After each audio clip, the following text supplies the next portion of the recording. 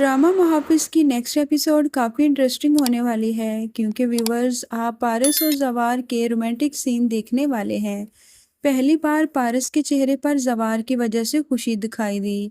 नहीं तो वो हर वक्त पारस जवार के साथ उलझती ही रहती थी।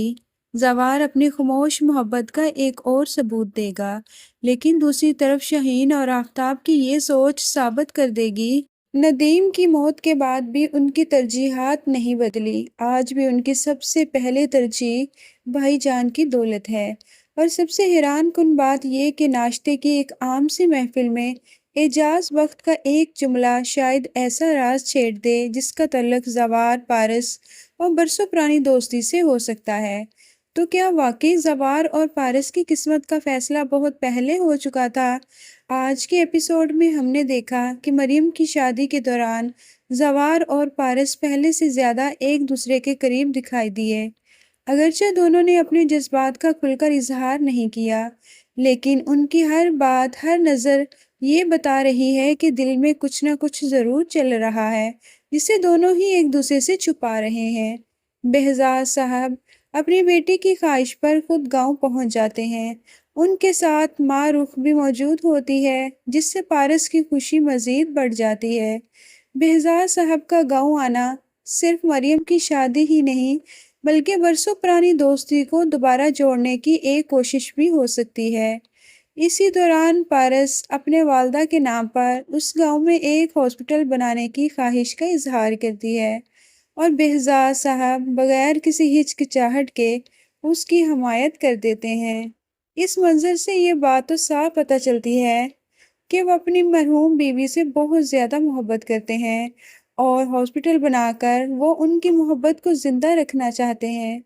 शादी की तकरीबात अपने अरूज पर होंगी। पहली बार हम पारस को खुश और मुतमईन देखेंगे। वो पारस शादी की तमाम तकरीबात को एंजॉय कर रही होती है और इसकी एक बड़ी वजह जवार भी होगा। जवार खास तौर पर पारस के लिए गजरे लेकर आता है। पारस वो गजरे देखती है तो उसके चेहरे पर एक अलग ही खुशी आ जाती है। वो ना सिर्फ उन्हें शौक से पहनती है, बल्कि शर्माते हुए बार बार उन्हें देखती भी रहती है। ये गजरे पहली बार उसे दुनिया की सबसे ज्यादा प्यारी चीज लगते हैं। वो बार बार इन गजरों को देखकर खुश हो रही है। ये मंजर देखकर मारू खाला भी सब समझ जाती है, इसलिए वो पारस से मुस्कुराते हुए पूछ लेती है, सच सच बताओ, क्या तुम जवार को पसंद करने लगी हो?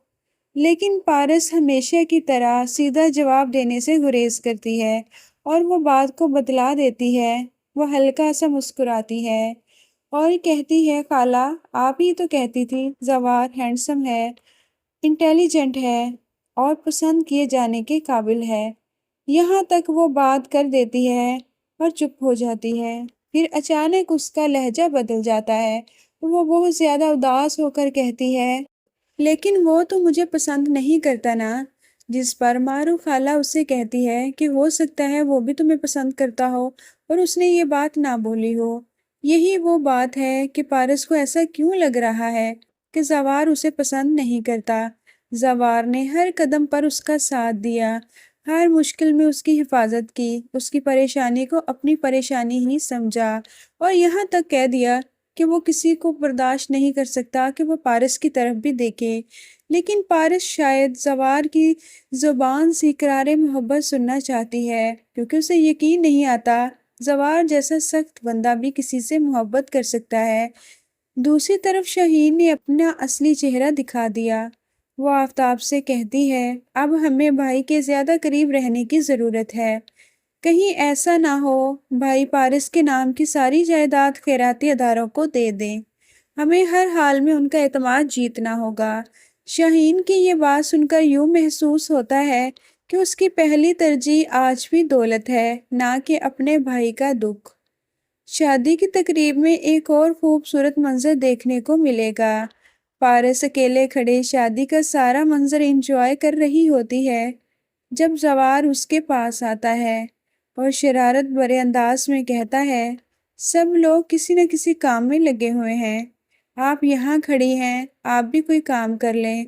जवाब में पारस कहती है, میں تو کام کرنا چاہتی تھی، آنٹی نے مجھے کہا بھی تھا۔ آنٹی نے مجھے چھوارے تقسیم کرنے کو کہا تھا، لیکن تمہاری وہ پینڈو کزن۔ پھر وہ مڑ کر زوار کی طرف دیکھتی ہے، اس کے چہرے کے تاثرات دیکھنے کے لیے۔ اوہ، تمہاری وہ منگیتر ریشم نے مجھے ہر کام کرنے سے روک دیا۔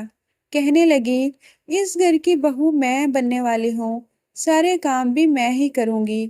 یہ کہہ کر پارس جان بوجھ کر ریشم کا ذکر کرتی ہے تاکہ زوار کو چھیڑ سکے اور اس کا ری ایکشن دیکھ سکے کہ ریشم کے نام پر اس کے چہرے کا رنگ کیسے بدلتے ہیں۔ اب ان دونوں کے درمیان پہلے جیسی جھجک نہیں رہی۔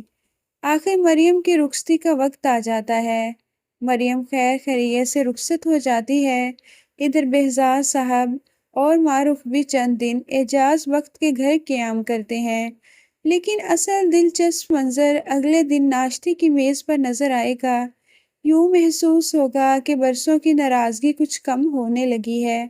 اگرچہ وہ ابھی بھی براہ راست بہزاد صاحب سے بات نہیں کرتے، لیکن اپنی اہلیہ سلیمہ سے کہتے ہیں، سلیمہ، ان سے پوچھو دوبارہ ہمارے ساتھ ناشتہ کرنے کب آنا ہے؟